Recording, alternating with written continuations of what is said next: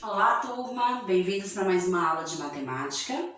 Hoje a gente vai estar dando início ao capítulo 7 sobre a matemática em movimento. Ou seja, turma, nesse capítulo nós vamos estar estudando sobre o algoritmo formal da divisão, e percebendo que a multiplicação é o inverso da divisão. Ou seja, a multiplicação ela vai nos dar a base para o melhor entendimento e construção da divisão. Então, a dica que a tia Rose pode estar dando a vocês: estudem a tabuada para que vocês possam entender e conseguir resolver as divisões. Então, nesse capítulo, nós vamos estar falando sobre o algoritmo formal da divisão. Então, vamos analisar dois exemplos importantes de como resolver uma divisão. Aqui a gente tem no quadro um exemplo de Júlio e Liliana que estão querendo resolver a divisão de 120 dividido por 8. Então, essa é a operação que eles querem dividir. Podemos perceber que são duas estratégias diferentes. Júlio está resolvendo através de uma decomposição, já a Liliana preferiu resolver através do algoritmo formal da divisão. Mas vamos começar procurando entender e analisar o processo utilizado por Júlio. Então, Júlio tem um total de 120 e ele começou fazendo o que com esse número? Ele começou distribuindo essa quantidade para 8 grupos. Então, 1, 2, 3, 4, 5, 6, 7. Vamos acrescentar o 8 aqui. Então, 8 grupos. E o que é que Júlio fez? Ele pegou a parte da centena 100. Então, ele vai distribuir essa centena em 8 grupos. Sabemos que para formar 100 unidades, a gente conta, agrupa de 10 em 10. Foi o que Júlio fez. Então, ele para cada grupo, ele colocou 10.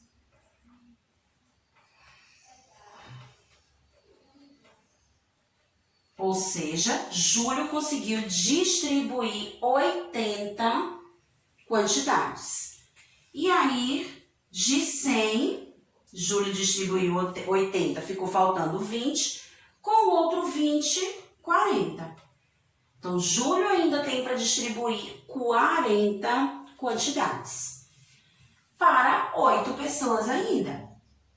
Porque se a minha divisão é 120 por 8, Júlio sempre estará dividindo por 8.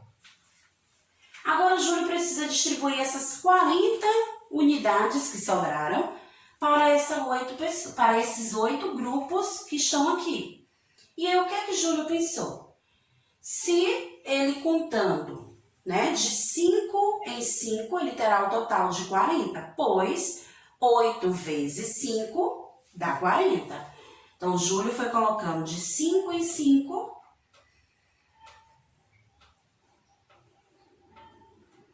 E no final ele descobriu que conseguiu distribuir tudo que ele tinha, não sobrando nada. Então, vamos entender o que significa cada número do que Júlio representou. 120 representou o total de quantidades que Júlio tem. Os 10 é a quantidade que ele conseguiu distribuir. 40 significa o que sobrou, o resto que ele ainda precisa distribuir. 5 é o que ele conseguiu distribuir. E o 0 é o que ele conseguiu descobrir no final de resto, que ele não tem mais nada para distribuir. Mas, através dessa decomposição, como eu consigo descobrir o resultado da operação 120 dividido por 8? Basta a turma juntar apenas os primeiros números para descobrir a resposta final. Então, 10 mais 5, nós temos o total de 15. Então, ao dividir 120 por 8, Júlio descobriu que cada quadrinho, cada quantidade ficará com 15. Então, essa foi a operação estratégia utilizada por Júlio. Vamos entender agora qual foi o processo que Liliana encontrou para descobrir o resultado dela. Como funciona essa operação feita por Liliana do algoritmo formal da divisão? Então, vejam que quando a gente vai armar uma divisão, ela é diferente do processo que a gente utiliza na adição, na subtração e na multiplicação. O número 8 ele não vai ficar embaixo, ele fica ao lado. Então, nós temos o total do lado esquerdo e a quantidade que a gente quer dividir do lado direito. Então, nós vamos começar esse processo. Tia Rose vai estar explicando para vocês um processo um pouco diferente do que está sendo demonstrado no quadro, mas que significa a mesma coisa, né? Da divisão. Nós temos aqui uma centena para dividir em 8 grupos. E aí, como eu posso resolver utilizando uma estratégia diferente da de Liliana? Eu vou juntar o 1 com o 2, formando 12. Então, qual é o número que eu multiplicando por 8, eu vou encontrar próximo de 12? Vai ser o 1. Porque se eu colocar 2, 2 vezes 8 são 16. 16 passou de 12. Não pode. Então, eu coloco 1 vezes 8, tenho 8 como resposta. Então, eu vou agora subtrair 12 menos 8 para ver o que ainda vai restar, o que vai sobrar para ser dividido por 8. 12 menos 8 são 4. Então, eu ainda tenho 4 coisas para dividir. Mas o meu próximo número que está aqui é o 0. Eu junto ele ao lado do 4, formando então 40. 40 dividido por 8. Lá na tabuada do 8, lembram? Nós temos a multiplicação junto com a divisão. Então, vejam que para encontrar o resultado dessa divisão, eu estou utilizando a multiplicação também. Então, qual o número que eu devo escrever aqui que vezes 8 eu posso encontrar 40? Ou que pode chegar perto de 40? O 5. 5 vezes 8 são 40. E por que eu tenho que diminuir, tia Rose, para descobrir se vai sobrar algum resto para ser dividido por 8? Tinha 40, vou retirar 40, não sobra nada. Então, significa que eu não tenho mais nada para dividir. Depois do 0 não tem mais número nenhum, então não tenho mais nada para dividir. Resposta final da minha divisão, 15. Então, vejam que no processo de Liliana, ela também encontrou o resultado 15.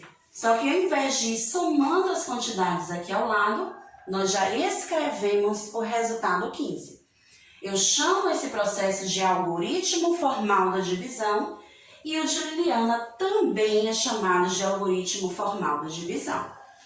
Então, esses dois processos utilizados por Júlio e por Liliana foram utilizados para encontrar o resultado da operação 120 dividido por 8.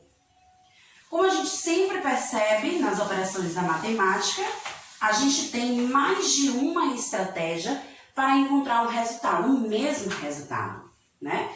Júlio utilizou a estratégia da decomposição, Liliana utilizou a estratégia do algoritmo formal. E os dois puderam encontrar o mesmo resultado.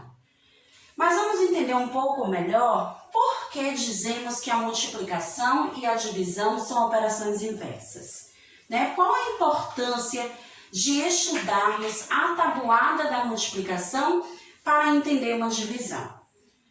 No exemplo que tia Rose está dando, nós temos 5 vezes 30. É uma multiplicação. Mas eu posso transformar essa multiplicação em uma divisão? Sim, posso. Como? De que forma isso pode ser feito?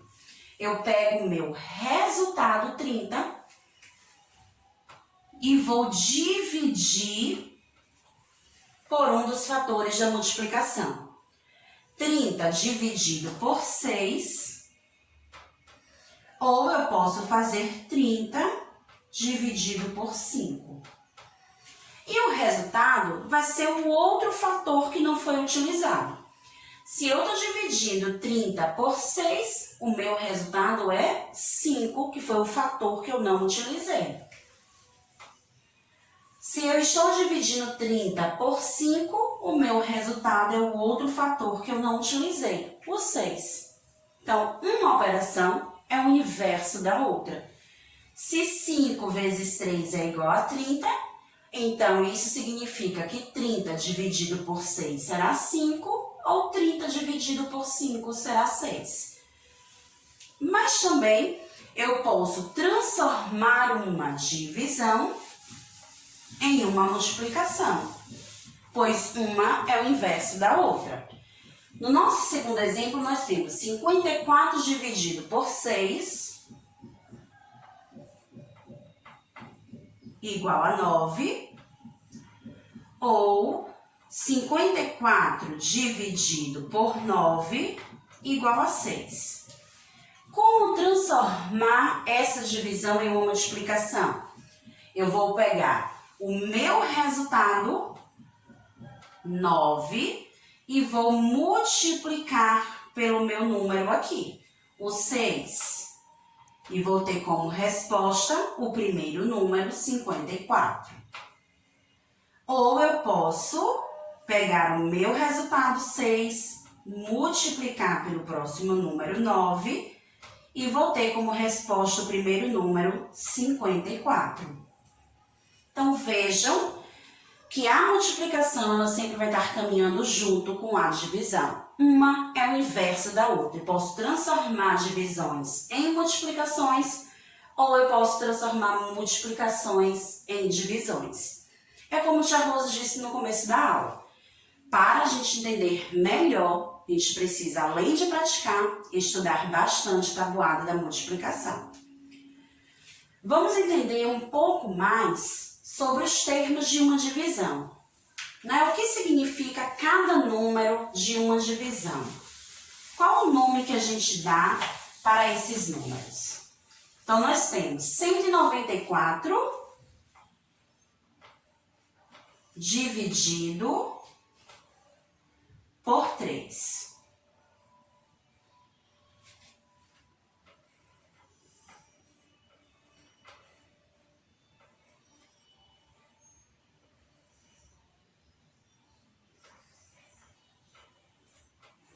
Então, nessa divisão,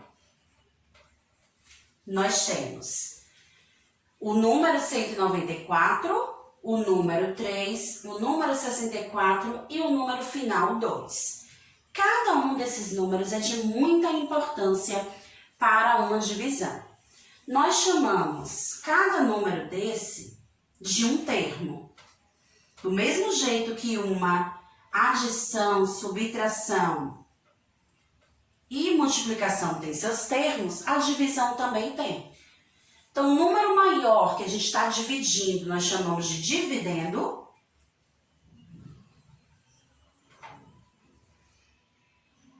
O número que está do lado direito, chamamos de divisor.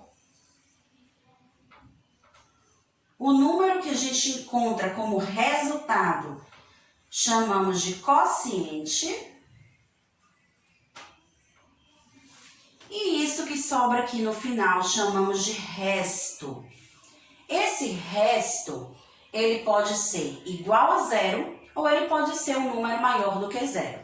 Mas lembre-se, o resto nunca pode ser maior do que o divisor. Se o resto for maior que o divisor, é porque sua conta ainda pode continuar dividindo. O resto ele tem que ser menor que o divisor ou ele deve ser igual a 0. Quociente é sempre o resultado, a resposta de uma divisão. Então, o número que a gente sempre vai encontrar no quociente é a resposta. 194 dividido por 3, nossa resposta, 64. Dividendo sempre vai ser um número maior do que o divisor, para que nossa divisão possa acontecer.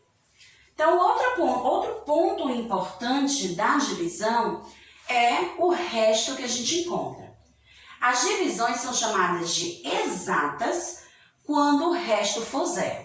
Então, quando o nosso resto aqui for igual a zero, eu chamo de divisão exata, ou seja, a quantidade que eu tinha, eu consegui dividir em partes iguais sem sobrar nada. Mas, quando as divisões são inexatas, é quando o resto é diferente de zero, pode ser 1, 2, 5. Eu chamo de divisão inexata. É quando eu tenho uma quantidade, eu dividi, mas sobrou alguma coisa, né? O resto de uma divisão pode variar entre 0 e o valor do divisor menos uma unidade. Ou seja, o resto sempre tem que ser menor que o divisor. Nunca pode ser igual nem maior que o divisor.